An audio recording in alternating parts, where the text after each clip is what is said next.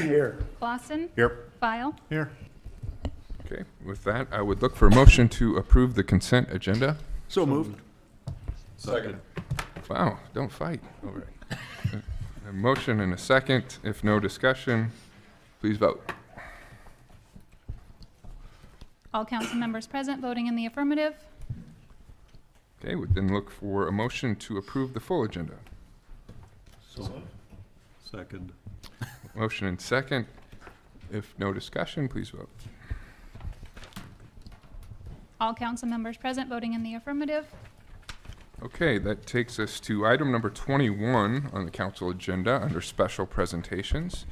And right now, we will have a presentation of the 2019 Greenleaf Business Award to Raising Cane's located at 1150 South 13th Street, and the 2019 Greenleaf Residential Award to Jay and Brenda Fleeks at 3006 Gulfview Drive, as selected by the City of Norfolk Tree Advisory Board.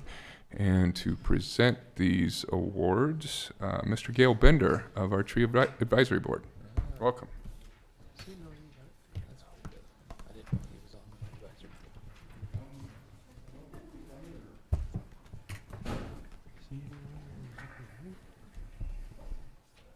Okay, so this is the Greenleaf Award for business.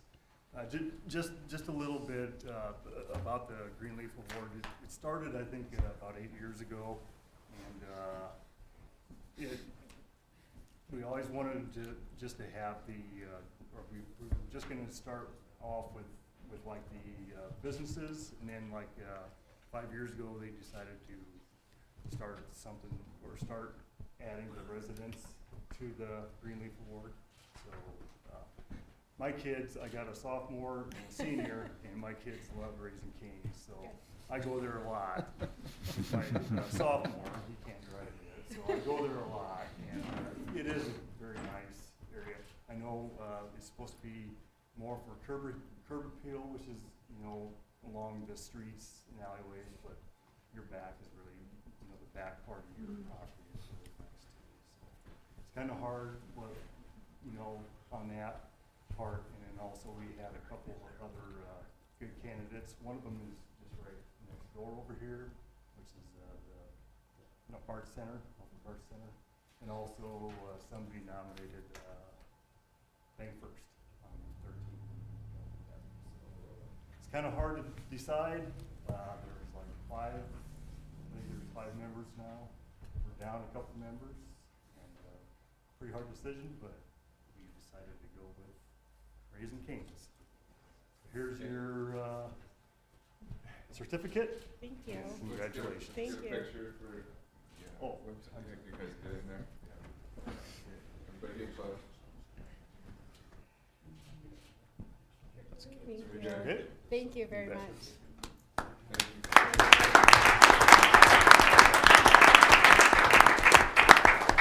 Katie, Brenda, and this is for the residential portion of the Greenleaf Award.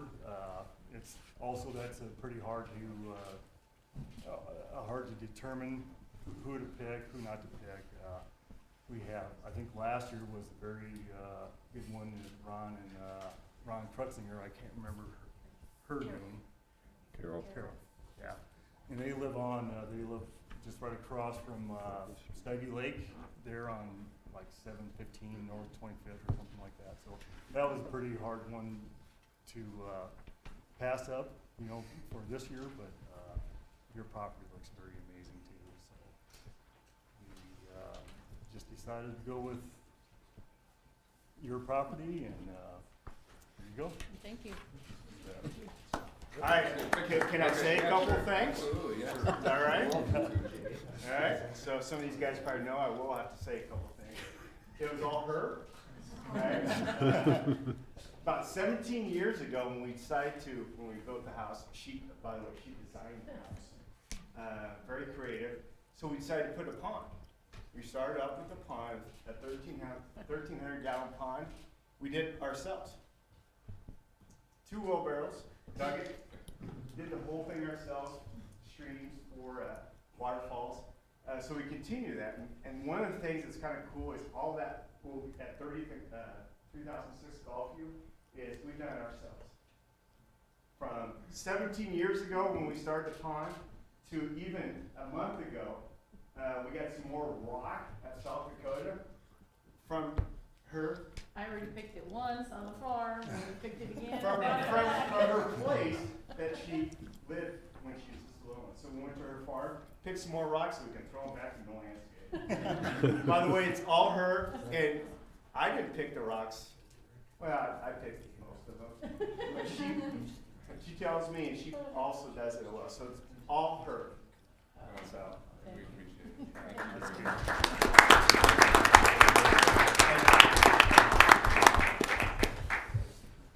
All right.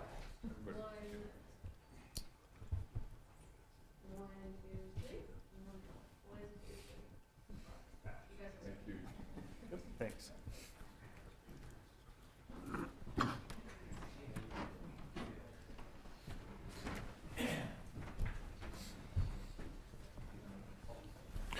Well, again, want to thank the Tree Advisory Board for making this an annual tradition in Norfolk, and to Raising Cane's, and to Jay and Brenda for the model that they've created. I wasn't sure that in Raising Cane's case, with the limited space that they have, that they could plant as many trees as they did, but they accomplished it. I think serves as a model for the rest of the community. So we appreciate those efforts. Item number 22, this is a proclamation for November 2019 as Read Aloud to a Child Month. The proclamation reads, whereas literacy is the fundamental building block of all learning and is essential to the growth and success of every child in our city, and reading to children enlarges their vocabulary and enhances their listening skills, thereby fostering intellectual growth and a more positive attitude toward reading. And reading to a child is a simple and priceless act that benefits both adult and child, positively contributing to family literacy and strengthening the bond between a parent and child. And Read Aloud to your child for 20 minutes a day is a nationally recognized program that has been in existence for more than 25 years. And Read Aloud Norfolk, the Norfolk Public Library, Norfolk area schools, and other organizations representing parents, teachers, librarians, and concerned citizens advocate for reading aloud to children because it fosters healthy interaction between adults and children. And reading aloud to children will enhance family literacy and the well-being of young people throughout our city. Now, therefore, be it resolved that I, Josh Moaning, Mayor of the City of Norfolk, by the power vested in me, do hereby proclaim November 2019 as Read Aloud to a Child Month in the City of Norfolk and the surrounding area, and encourage all parents, teachers, librarians, and other caring adults to read aloud to a child. Do we have someone here tonight to receive the proclamation?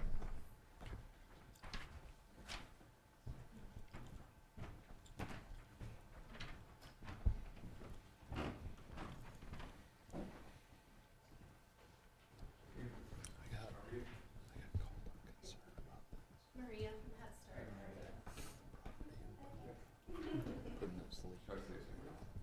Sure.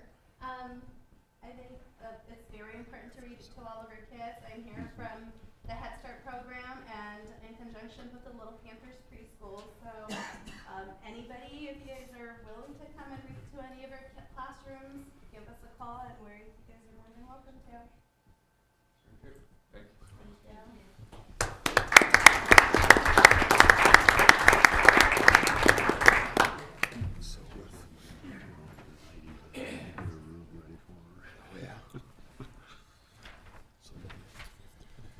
Takes us to item number 23 under public hearings and related action.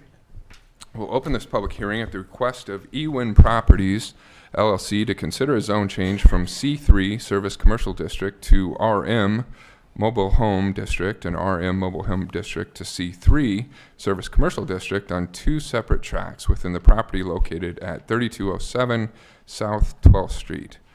And to open the hearing, Val Grimes, our city planning director, could you give us some background on this, please? Yes, thank you. I've brought up a rough estimate of what the zone change is proposed tonight because it was confusing at Planning Commission a little bit. So before you, the black outline that you can see some of the yellow in, you zone changed to C3 about a year and a half, 2 years ago. And what is before you tonight is they would kind of essentially like to shift that C3 box to the east. And so the light blue that is already zoned C3, they would like to take back to RM. And then the purple, they would like to go from RM to C3. This would then allow them to come in for a conditional use permit and ask to have storage units on there, if that were the case that they wanted to do. If this does not pass on all 3 readings tonight, then item number 25, the plat that goes along with the zone change, would need to be moved forward to the next council meeting or until all 3 readings passed, if that were the case. Okay, thank you, Val. Any questions for Val on that? Okay, this is a public hearing, so anyone wishing to make comment can do so now.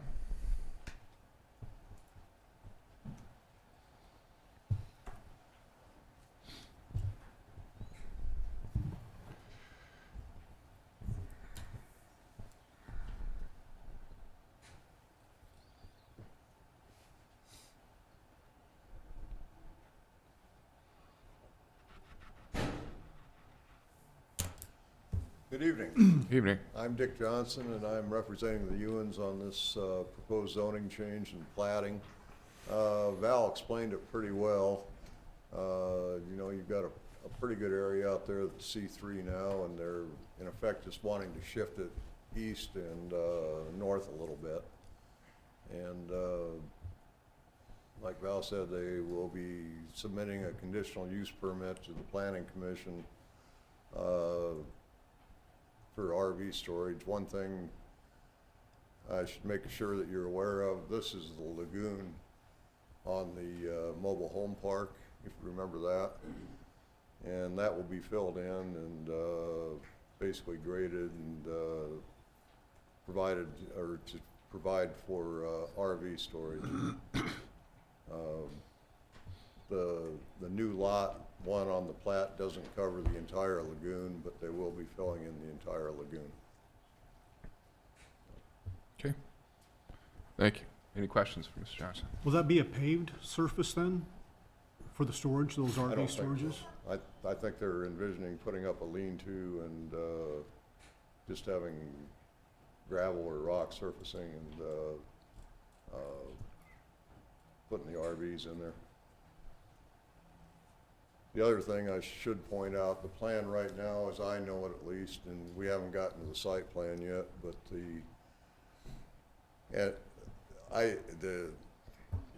I'll talk here right in a minute. The anticipated access will be, there's a road on the west side of the lagoon, which I believe they're gonna have access off of that to get into the storage, not off of Bonita Drive.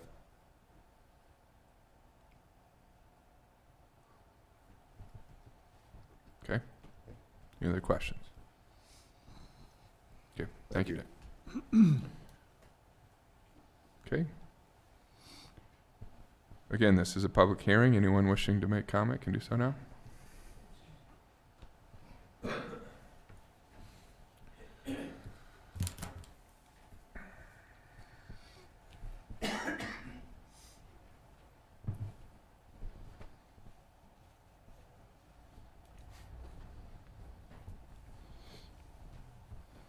I'm Doug Ulrich, and we have property right to the east of that.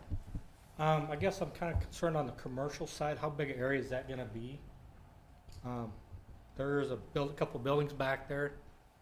I guess this probably isn't the spot to know how close it can be to the property lines, or what. I guess I'd like to know how big an area is that going to be, the commercial area.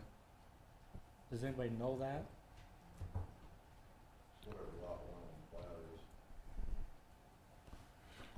Can we give some kind of indication on that?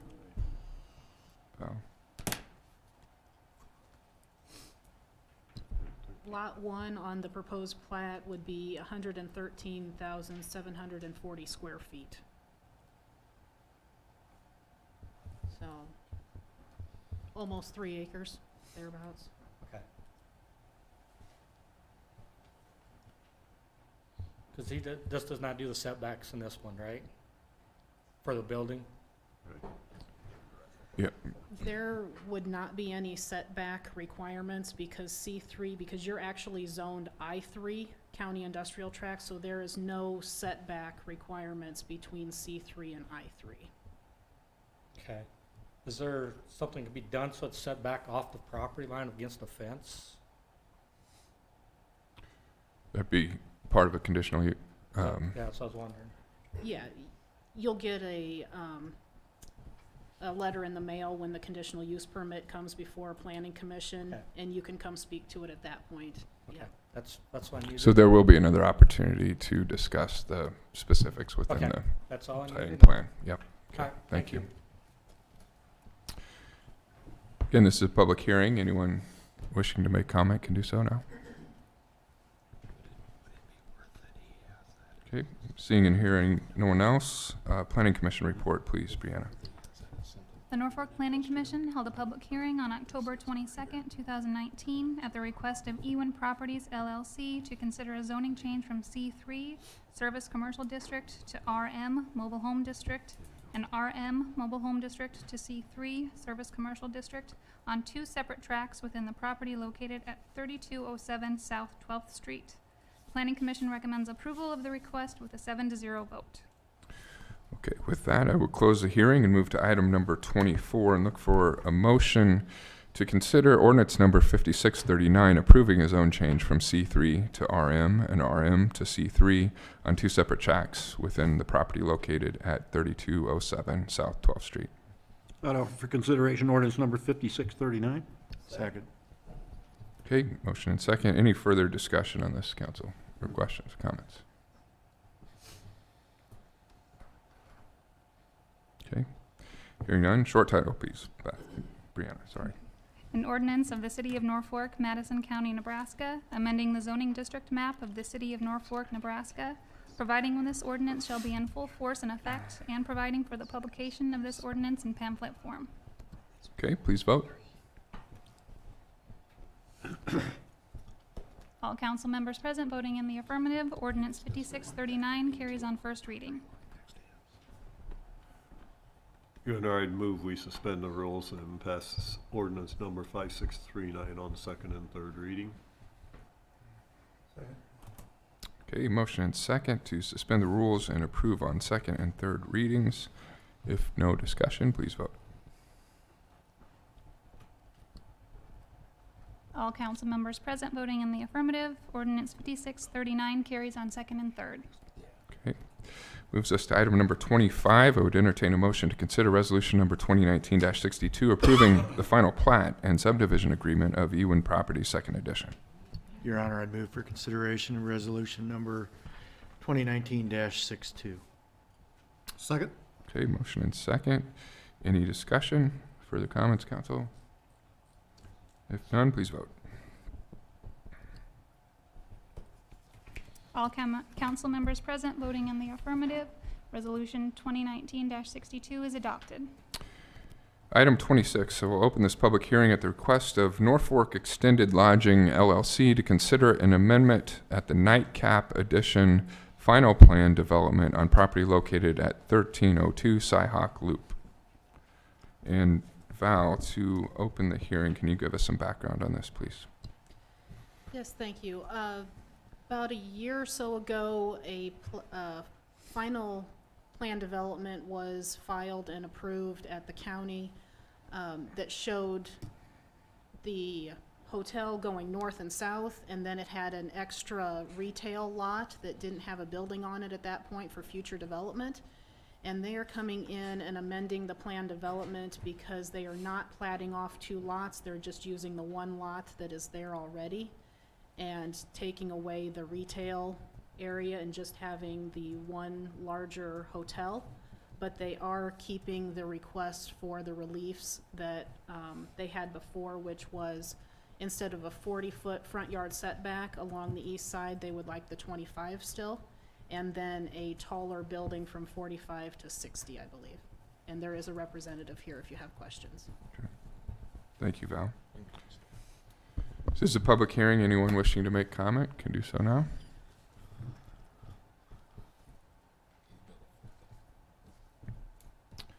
Okay, hearing no one, Planning Commission report. On October 22nd, 2019, the Norfolk Planning Commission reviewed the final plan development for Norfolk Extended Lodging LLC located at 1302 Skyhawk Loop. The Planning Commission recommends approval with a 7-0 vote. Okay, with that, I would close the hearing and move to item number 27 and entertain a motion to consider ordinance number 5640, approving an amendment to the Nightcap Edition final plan development on property located at 1302 Skyhawk Loop. Your Honor, I move consideration of ordinance 5640 on first reading. Second? Motion is second. Any discussion on this, council, or questions for the developer? Hearing none. Short title, please, Brianna. An ordinance of the City of Norfolk, Madison County, Nebraska, amending the zoning district map of the City of Norfolk, Nebraska by amending a previously approved plan development overlay, providing when this ordinance shall be in full force and effect, and providing for the publication of this ordinance in pamphlet form. Okay, please vote. All council members present voting in the affirmative, ordinance 5640 carries on first reading. Your Honor, I move that we suspend the rules and pass ordinance 5640 on second and third reading. Second. Okay, motion and second to suspend the rules and approve on second and third readings. If no further discussion, please vote. All council members present voting in the affirmative, ordinance 5640 carries on second and third. Item 28, I will open this public hearing to consider the redevelopment plan for the Husker Automotive Redevelopment Project. And to open this discussion, Randy, please. Yes, Your Honor. Redeveloper acquired Courtesy Ford and intends to renovate the former Shopco building to house the dealership. Redeveloper purchased this property for $4 million and expects the renovation to cost more than $3 million for total project cost of over $7 million. Redevelopers requested up to $828,350 of tax increment financing for the project. The Community Development Agency accepted the plan on September 16th and forwarded it to the Planning Commission for recommendation. On October 8th, the Planning Commission held a hearing to receive comments on and review the plan. After the hearing, the Planning Commission found the plan to conform to the Norfolk Comprehensive Plan and voted 7-0 to recommend plan approval. The Community Development Agency approved Resolution 2019-11 on October 21, recommending approval of the redevelopment plan to the City Council. Redevelopment plan is included in the agenda packet. I see Al Raji representing the redeveloper is here tonight. Neither he or I can answer any of your questions. Okay. Thank you, Randy. Any questions for Randy? It's a public hearing, so anyone wishing to make comment can do so now.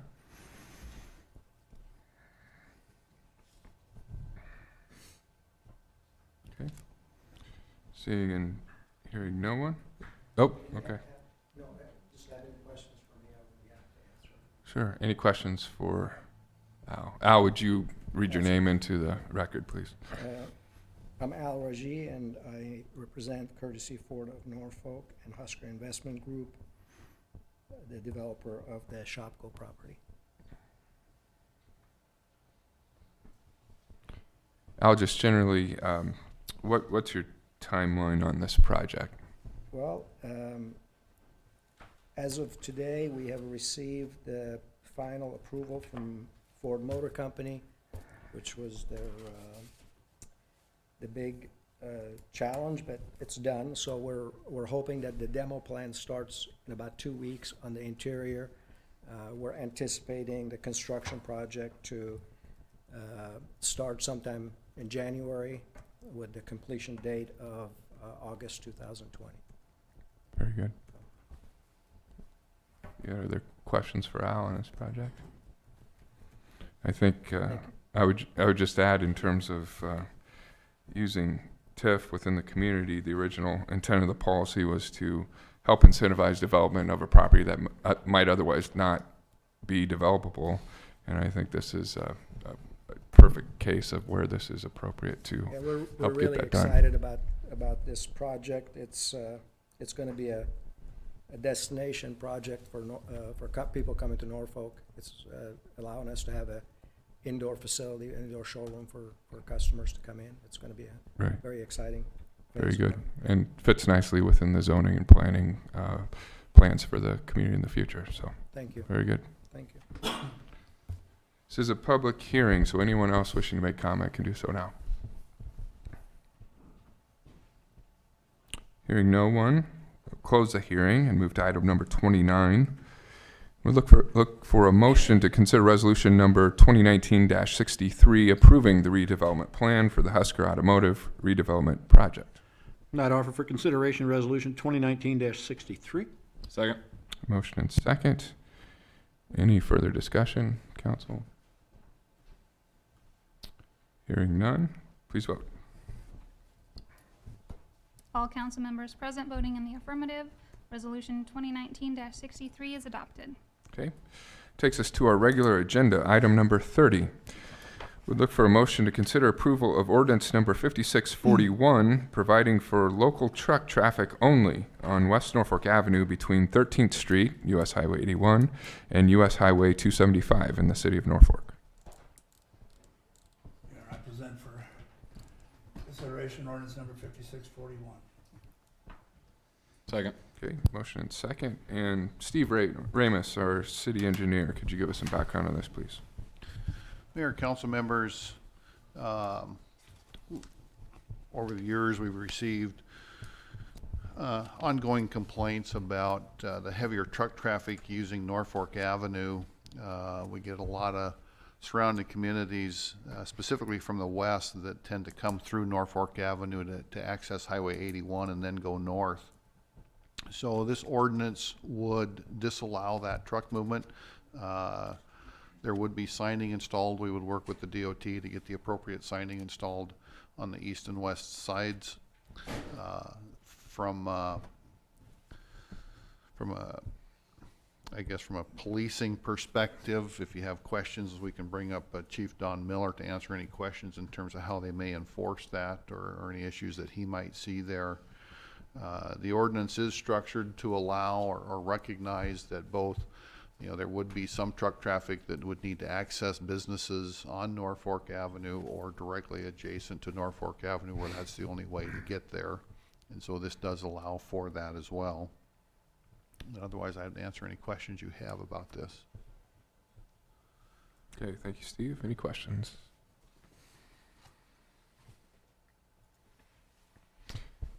I think this is, from what I know, has been discussed at some points in the past, and with the recent growth of that corridor and along that corridor, I think it's an idea whose time has come. We're going to see more and more commuter traffic and daily traffic use out there, and in order to preserve and protect that corridor, I think this makes sense at this time. Any other questions or comments for Steve? I'd have to agree with that too, because that's fairly narrow passageway through there, and 275 bypass was designed specifically for that, and so whatever we can do to encourage and or force the traffic to do what the corridor was there for, I think is appropriate on our part. Well said. Thank you, Councilman. Any other questions or comments, Council? If none, short title, please, Brianna. An ordinance of the City of Norfolk, Nebraska to provide for local truck traffic only on West Norfolk Avenue between 13th Street, US Highway 81, and US Highway 275 in the City of Norfolk, Nebraska, providing when this ordinance shall be in full force and effect, and providing for the publication of this ordinance in pamphlet form. Okay, with that, please vote. All council members present voting in the affirmative. Ordinance 5641 carries on first reading.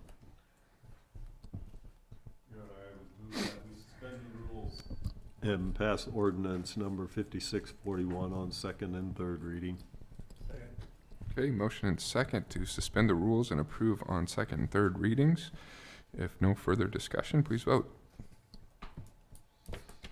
All council members present voting in the affirmative. Ordinance 5641 carries on second and third. Okay. Item number 31, we look for a motion to consider ordinance number 5636, annexing the right-of-way along the east side of Highway 35, located in the southwest quarter of Section 25, Township 24 North, Range 1, west of the 6 p.m. Madison County Nebraska. As a note, ordinance number 5636 passed on first reading at the October 7th, 2019 council meeting and on second reading at the October 21st, 2019 council meeting. Your Honor, I'd move for consideration of ordinance number 5636 on third reading. Second. Okay, motion second, and since discussion is not permitted on third reading, short title, please, Brianna. An ordinance of the City of Norfolk, Nebraska to annex to said city a part of the southwest quarter of Section 25, Township 24 North, Range 1 west of the 6th PM, Madison County, Nebraska, repealing all ordinances in conflict herewith, and to provide that this ordinance shall be published in pamphlet form. Okay, please vote. All council members present voting in the affirmative, ordinance 5636 carries on third reading.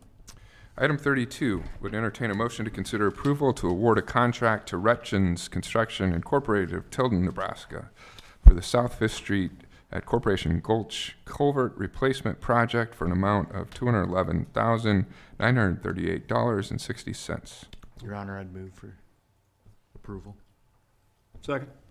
Motion and second. And Steve, could you give us some background on this, please?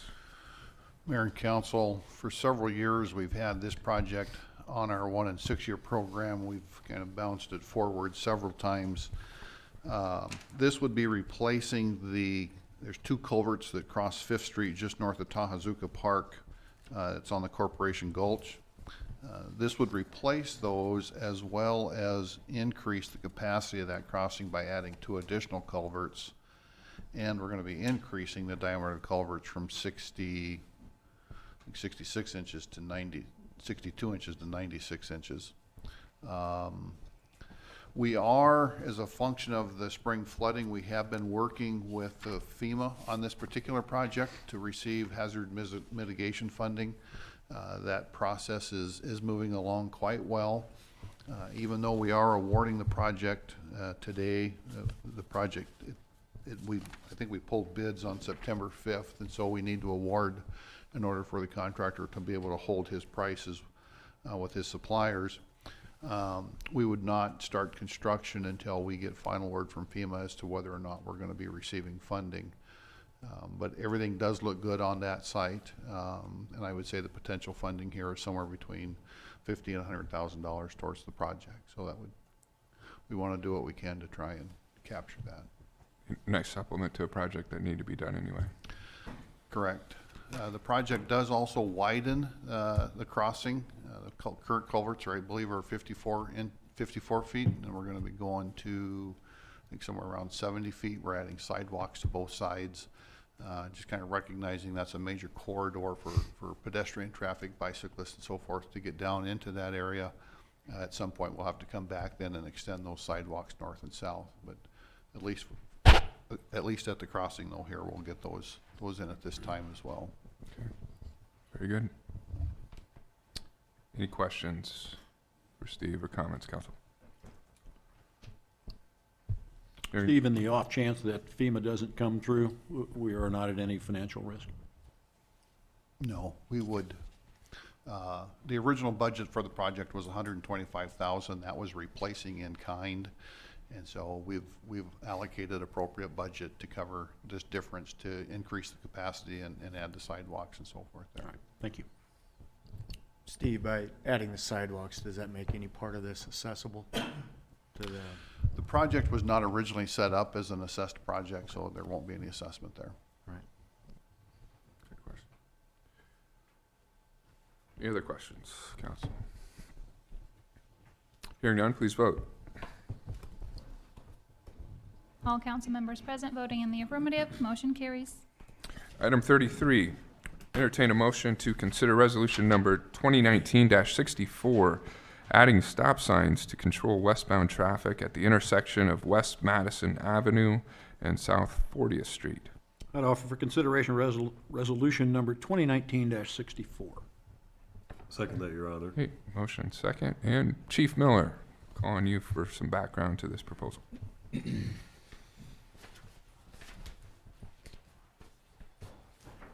Mayor and Council, this is one stop sign at the intersection. This is part of the Fountain Point development project. As it's been expanding, they're just opening up 40th Street, which goes up to Highway 275. There's already, the state is putting a stop sign at that intersection, but as part of the engineering plan, they wanted a stop sign for westbound traffic to allow north-south traffic to flow there without stopping. It is a T intersection, so it makes sense to place that stop sign for the westbound traffic. It's, like I say, it was part of the original engineering plan, so it's nothing really exciting. It's just part of the development. Any questions? Thank you, Chief. Any questions? All right. All right, thank you. All right. No further discussion, council, please vote. All council members present voting in the affirmative, Resolution 2019-64 is adopted. Item 34, we'll look for a motion to consider approval of change order number 1 with Champion Coatings Incorporated for the trickling filter A wall coatings repair at the water pollution control plant, resulting in net increase of $31,005. I'll make the motion. Second. Motion and second, and Steve, again, some background on this, please.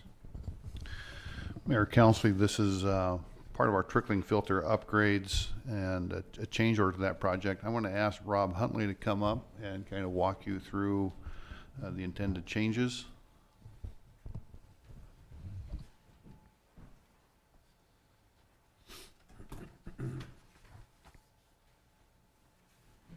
Mayor, Council, this was a project that was originally approved. Can you say your name? I know It's Steve Rob said it. Can you Huntley, read it? Okay. WPC. Okay, thank you. Anyway, this was the project was originally approved back in May for $124,000. This consisted of removing the dome off the top of the trickling filter and then sandblasting the coating that was on it and doing the repair of the concrete. It was estimated that the concrete damage was maybe 1 inch to 2 inches thick. We found after sandblasting that it was actually about 3 to 4 inches. This $31,000 was to add the extra concrete onto it to bring it up to the thickness of the original wall and then recoat. Okay. Any Thank you. questions? Questions, council? Don't see any. Thank you. Okay. Anything further to add on that, Steve? The work is complete. I would add that. So It's good to know. I realize we like to get these change orders in front of you, but when you got a contractor in the hole with a sandblaster in his hand, you pretty much kind of got to move forward. So there's a lot riding on this vote. That you understand that. So it's kind of a progress change order, a final change order. Okay. All I right. hope you approve it. Thank you. Okay. Any further discussion? Comments, council? Please vote.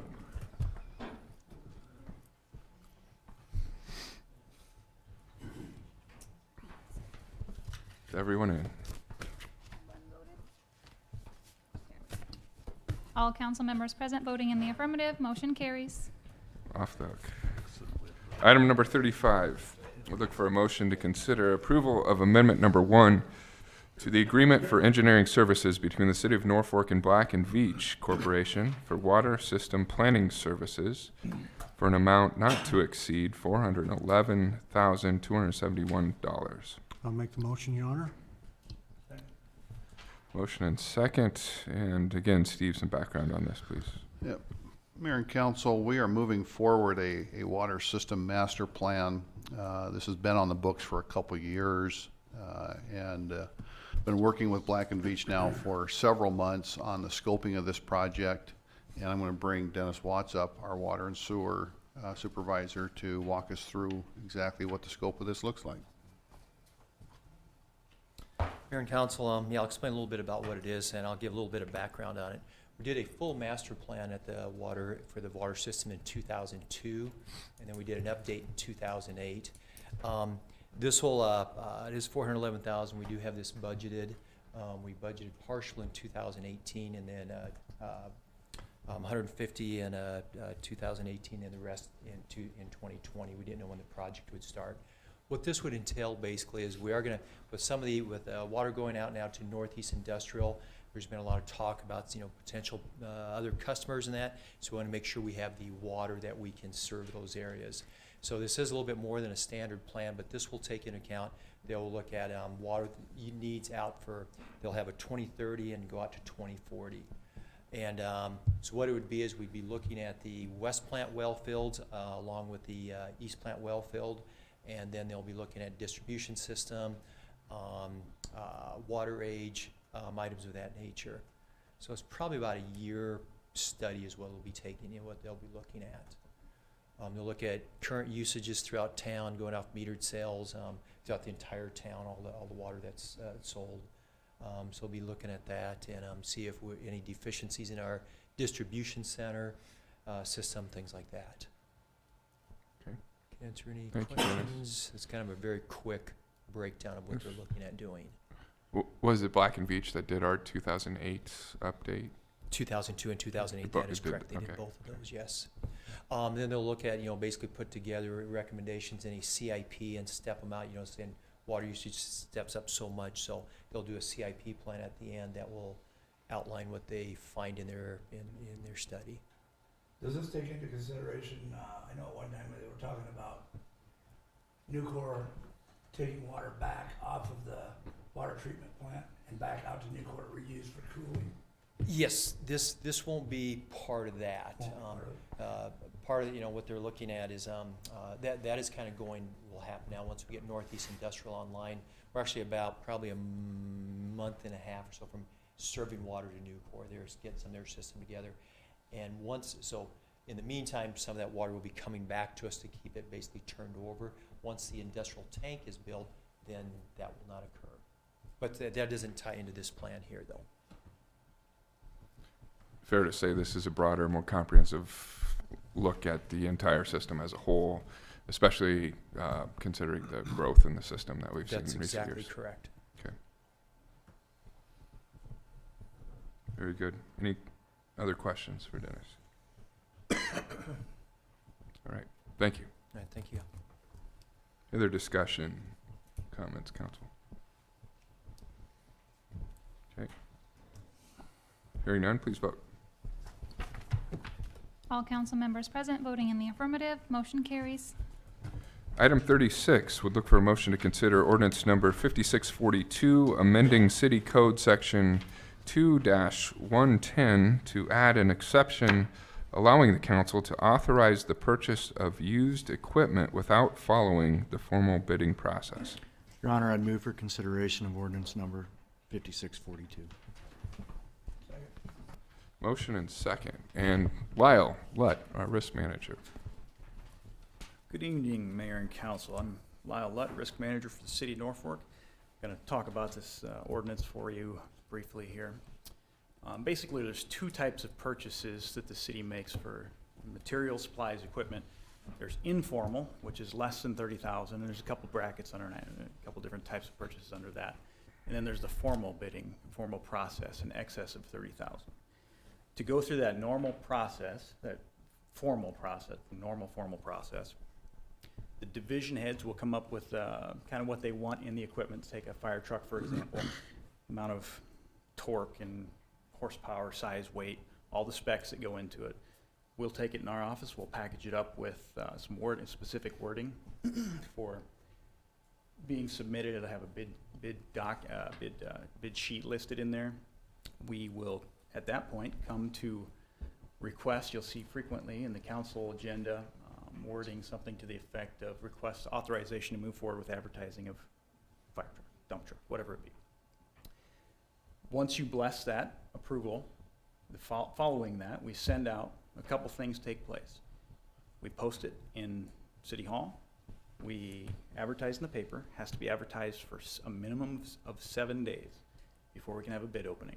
And we also target individual vendors that we know would be interested in buying that or maybe work in that industry. We have the bid opening after the appropriate amount of days. Submit that packet back to the division head. He or she goes through, makes sure all the boxes are checked, the I's are dotted and T's are crossed. Bring it back to a city council meeting, bid tabulation, and talk about anything that may be there. If you bless that purchase at that time, like tomorrow, then those purchases would be made. And it works hunky-dory. It's a great deal. Normally takes about 1 to 3 months in general, sometimes a little longer, depending on what it is. But for the most part, it's a couple-month process. And it's usually for new equipment, which brings up this challenge. So Pat Mersey, Parks Director, has in his budget for over a year now a forestry truck, a used forestry truck. A new forestry truck we anticipate to be in the range of $150,000 to $200,000. This forestry maintenance, taking care of the tree canopy, currently is done mostly with private contractors. We have some park staff that do that, but we have some private contractors that will come in and nip these tree branches up and take care of them. As Pat and his team venture into this, not that we and him doesn't necessarily have this is a new venture for him, so we don't exactly know with 100% certainty. We think we think a 35 to 45 foot lift bucket is probably what we want. I think a smaller truck for maneuverability and less impact to the green surfaces is probably what we want.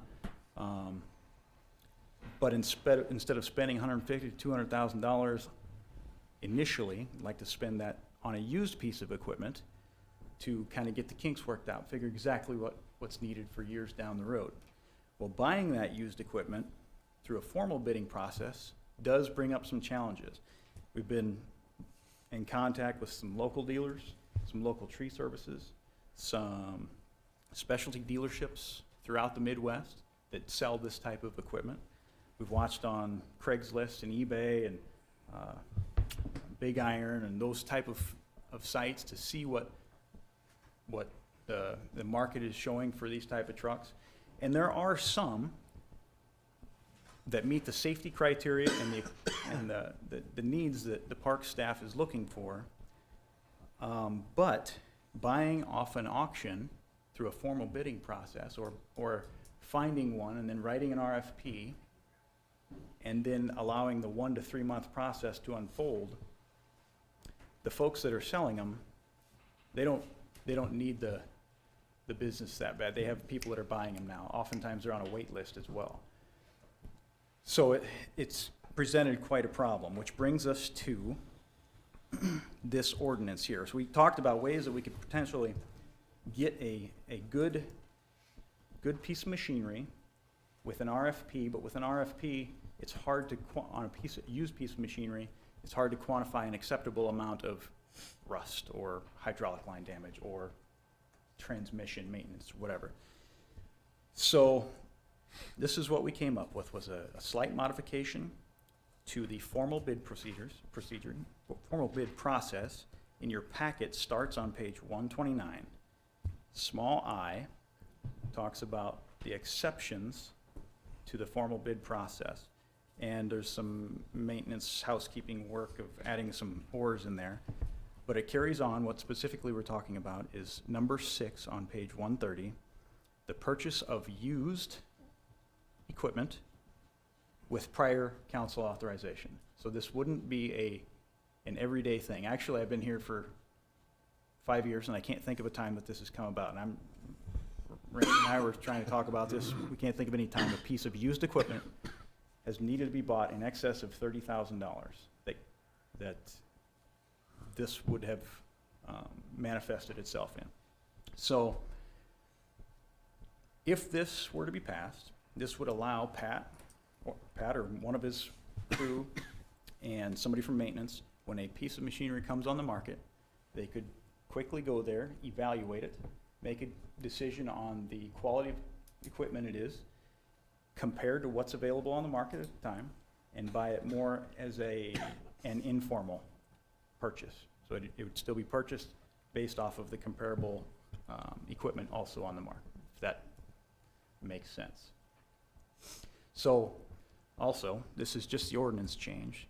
The first one that you would see would be and potentially the only one that we would see following the approval of an ordinance, if you did so at the next meeting or 4 meetings from now, if you want to go through three reading period would be a request for a forestry truck for Park Service.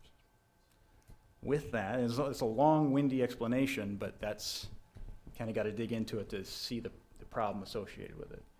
So if you have any questions, I'll give it a whirl. Believe, Lyle, doesn't the county does that on occasion? Like Madison County, I've read, they'll go buy something without doing the bid process like an auction. Is that right? And is it for used? Like dump used trucks, stuff? things like that. In the past, I've seen it on there. Very well could be. We looked in They have a different set of city rules. code and Danny checked state statute, and we couldn't find necessarily a nice, clean and cut route that we all felt comfortable with, which got us to this point right here. Other questions? Again, this practice is allowable for purchases under 30,000. This change would make it possible to, on rare occasion, most likely, use it for those purchases Right. over 30. And so a normal informal practice for something between $15,000 and $30,000, that division head will go and look for a mower, and they'll shop around. They get quotes for those purchases for X amount of horsepower, X amount of cutting width, or whatever it is. Make sure they're all on the same level playing field, and make a decision based off of that. This would be an exception to the formal bid process upon approval of each purchase. So if the next used piece of equipment is another dump truck or something, I or the division head would come back here and say, we've been through this process. Due to the constraints, time constraints associated with this type of purchase, and a truck isn't a good one because there's lots of vendors for that. This is a unique piece of machinery that's not necessarily readily available and on quick notice. So I kind of struggle with when the next time we will use this, but it is an answer to the problem at hand right now. Okay. So in each case, you would come back to council for authorization prior to the purchase. Exactly. Yeah, and it's be for purchase of used and with council approval going forward. You're exactly right. So on each and every case? Each and every case. If you approve it like this. Okay. Well, my question was going to be, should we go back and revisit this in 3 to 5 years and see if it's doing what we want it to do? But if you have to come back and get approval for each case where you would use it, I suppose that negates the question then. Yeah, you would be able to monitor this on each case basis, because somebody will be standing here asking this question each time. And I should say, our equipment, the equipment that divisions get, the divisions take incredibly good care of it. Our maintenance staff takes an incredibly good care of it. They get a long life expectancy out of almost all of it. So buying new equipment in excess of $30,000, we usually wring every ounce of life out of it. It's just that this purchase, being unique in nature since it's used, is not like the hundreds, thousands before this. Well, it was a good explanation, so thank you. So Lyle, basically, the bid constraints now keep you from getting this particular truck in the budgeted amount that we've looked at. Right, so the time constraints being one, within the budgeted amount is another. Yes, they're out there that an individual could go and buy quickly, just like if you were gonna go buy a car or a tractor the day of, or the next, you sleep on it, go home and buy the next day. But when a forestry truck having the certified lift so that the crew's working in there safe, with good hydraulic lines, just a good working piece of equipment, once it's identified, writing an RFP that complies, that makes that, getting it okay to advertise, getting the 1 week minimum of advertising period, getting the bids back and back onto another council meeting is a long time. And that piece of machinery has been sold, and we're kind of back to square one. Makes sense. Thank you, Lyle. Any other questions? Okay, thank you. Any other discussion on this, council? comments? If not, short title, please, Brianna. An ordinance of the City of Norfolk, Nebraska to amend Section 2-110 of the Official City Code to add an exemption allowing the council to authorize the purchase of used equipment without following the formal bidding process, to provide when this ordinance shall be in full force and effect, and to provide for the publication of this ordinance in pamphlet form. Okay, thank you. Please vote. All council members present voting in the affirmative, ordinance 5642 carries on first reading.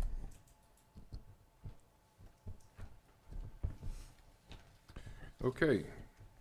With that, we move to administrative reports and item number 37, presentation of our 2019 snow and ice plan. And Mr. Mark Miller from our Streets Department. Good evening. Mark Miller, City Street Supervisor, Mayor and Council. I'm here this evening to present the 2019 snow and ice plan. You have it in your packet. It's pretty lengthy. I'm going to just highlight some things for you, and if you have any questions, just feel free to ask. With the help of Val, I'm trying. There we go.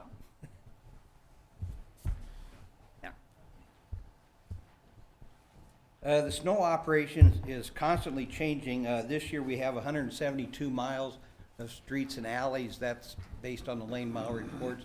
And our emergency snow routes that we plow combined are in excess of 50 miles. And that kind of reflects the growth of the city. They just keep getting spread out every year when we annex more and stuff like that.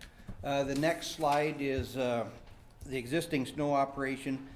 We generally wait till we have 2 inches of snow that has fallen, and then the snow operation will start at 2 a.m. clearing streets. That starting time can be changed. It can affect if the wind is snowing, or if the wind is blowing the snow around and stuff that we don't have any visibility, we can't get out. Our snow removal personnel, we have like 22 people, and that is all street division at this point. Usually we start the snow routes, it usually takes 3.5 to 4.5 hours. So if we start at 2, by 6 o'clock to 6:30, we are done with the snow routes, and then the plows go into their areas. And with that, we'll go to the next slide, Val. Our main priorities are the emergency snow routes and the CBD, which we call Central Business District downtown. We have 2 blades that windrow the snow down there, and we have a snow blower on a front end loader, and the dump trucks that we haul with are contracted. And we just, Scott Smith from the shop manages that Central Business District. We don't get in his way, he takes care of that. This map here is shows the whole combined emergency snow routes. Sometimes you'll see we do go outside the city limits because our plows can't turn around in the middle of a half-mile road. We have to go out, and we're out before the county. The county sometimes won't go out until it's daylight. We're out at 2 o'clock in the morning. This total map here you see is the combination of snow routes 1, 2, 3, and 4, and you can see the miles that we're adding out here.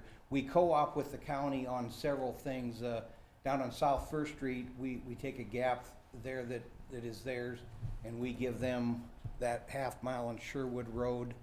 Up on Eisenhower Avenue, we don't plow that. We trade that with them. And then we've been taking a lot of heat here, and this is just a continuation of what we did last year on East Victory Road out to Highway 35. We was getting all sorts of complaints and salt calls. Cars were in the ditch from the Woodland Park area coming into Norfolk, and the county they weren't responding as quick as we could, so we were out there first. So we took that from them, and I believe this summer, Steve, that will be paved, that 3-lane. And so that'll be a little bit more, but we do have the plows out there to cover that. So this map here just shows the entire snow route map that we cover. The snow emergency declaration, that is based on forecast, and of course we know that weathermen are never wrong. And that is Public Safety Director Shane Widener and I will get together, maybe Stephen will talk together what the forecast is and whether we need to declare a snow emergency, and that would be declared by City Administrator Andy Colvin. It's necessary for public safety. We generally call this when travel is not recommended or advised. It's generally for the safety of the motorist. And then it's also key in getting the rescue services that we need to fire and rescue out to the homes and the police services that they need. When that is declared, there's parking only on the even side of the street. And the no parking rules are in effect on the snow routes as well. The snow emergency notification, we have a Blackboard Connect method where if the police officers are out and they think that the snow has accumulated enough to be plowed, dispatch will either call me or get a hold of me, and either through our secretary or dispatch, they have the ability to hit the button, and all the employees are called at once. And there's several messages on there, whether it's just a Salter all call or a plowing or a snow emergency. Most snow plowing events we have called ahead of time. We're aware of the weather, we know, but there has been instances where we've had a freak snow come in and stuff like that, and we've had to take care of that. We have a city communications director, and she is in charge of posting the snow emergencies on Twitter, Facebook, local media. We also have some electronic signs that she puts that alert out, and that is located at the library, Memorial Field, and the River Point sign at 7th in North Fork is used for this. We also have a city snow number, which is 402-844-2299. This is an active number where anyone can find out if the city is in a snow emergency or if there are any parking restrictions in place. And again, people can sign up for alerts on the city website at norfolkne.gov, which is it's the same old website, just a different domain. So, de-icing operations. We work closely with the police divisions. I never used to do this as much, but I sleep with my phone because it rings at all hours of the night, and we answer any calls from the police when they have, if they determine that the streets are slick or that they need attention, and then any accidents that they have, we go out and salt those. Our priorities are with the emergency snow routes and bridges. I might also add in there, it's around schools too. Early in the morning, we'll hit around the schools. And we have no salt areas that we don't put salt on, at least for the first year, and it depends on when it was poured. It might go into the second year. And that goes to the next slide here. This kind of reflects the growth in the city that we've been having. You've got, there's Fountain Point streets out here, Legacy Bend, the Midwest Bank, it's Cooper Drive out by Walmart. Madison Villa is recognized in here, and these streets here we don't salt, we put a sand gravel mixture down, and it's just for traction. So people should be advised that these streets might be slick because they will get plowed, all except the Cooper Drive. I think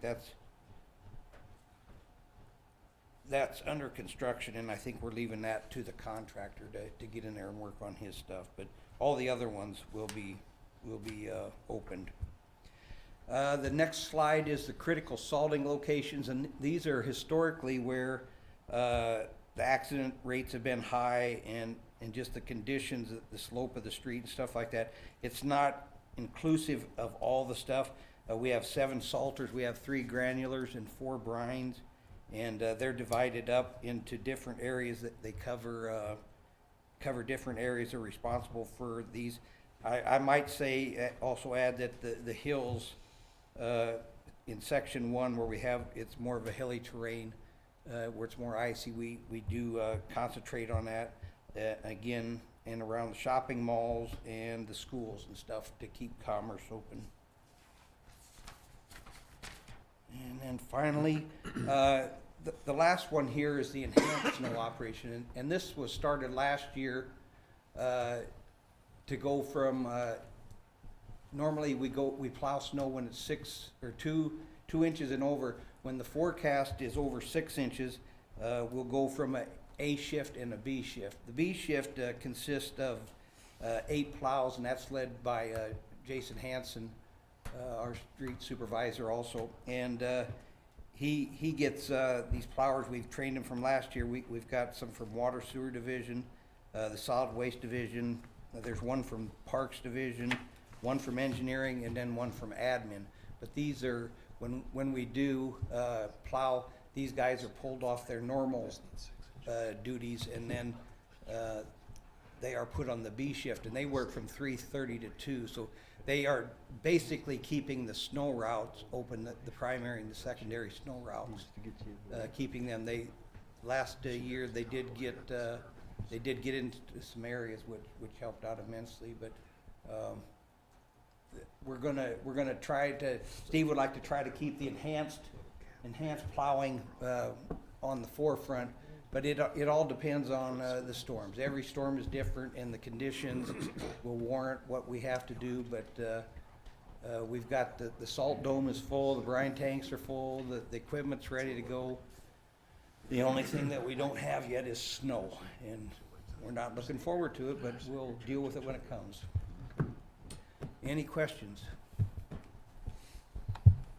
I think we can all agree on that. We'll like to hold it off as long as we can. So. I hope you don't have to start anytime soon. Okay. Thank you. Any other questions? Thanks. Thank you, Mark. Appreciate it. All right. With that, we are adjourned. Have a good evening. You know, honestly, I drove by.